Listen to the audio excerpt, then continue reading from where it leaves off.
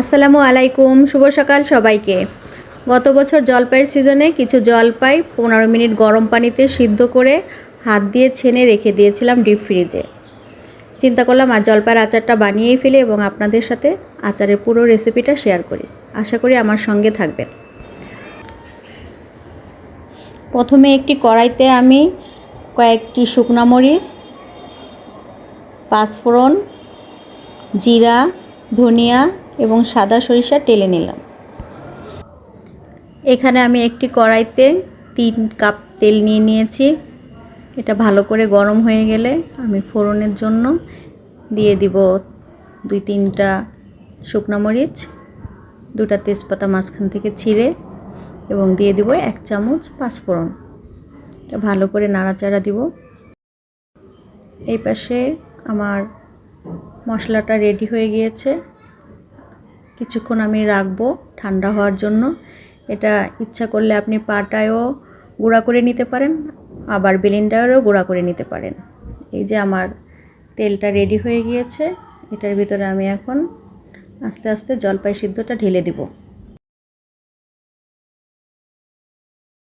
আসলে এটা হবে একটা টক মিষ্টি ঝাল আচার। আমার মেয়ে এই আচারটা খুবই পছন্দ করে। যে ভালো করে উল্টিয়ে পাল্টিয়ে নাড়াচাড়া দিব।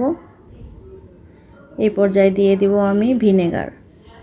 আসলে ভিনেগারটা দিলে আচারটা ভালো থাকে, ফাঙ্গাস পড়ে না এবং দীর্ঘদিন সংরক্ষণ করে খাওয়াও যায়। লবণ দিয়ে দিব এবং চিনি দিয়ে দিব। আমি চিনির পরিমাণটা একটু বেশি দিব, যেহেতু আমার মেয়ে একটু মিষ্টি আচার পছন্দ করে। আপনারা আপনাদের সুবিধা মতো চিনি দিতে পারেন।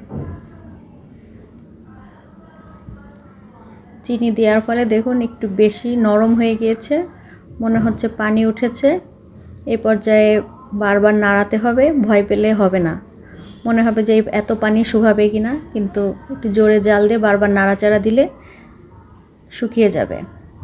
এবং গুঁড়া মশলাটা আমি তখনই দিয়ে দিব।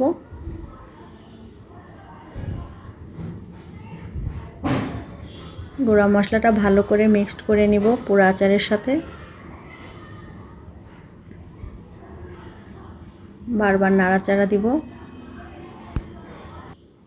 বারবার নাড়ানোর ফলে আচারটা আস্তে আস্তে শুকিয়ে আসবে এবং আঠালো একটা ভাব হবে এবং আস্তে আস্তে একটা সুন্দর কালারও চলে আসবে।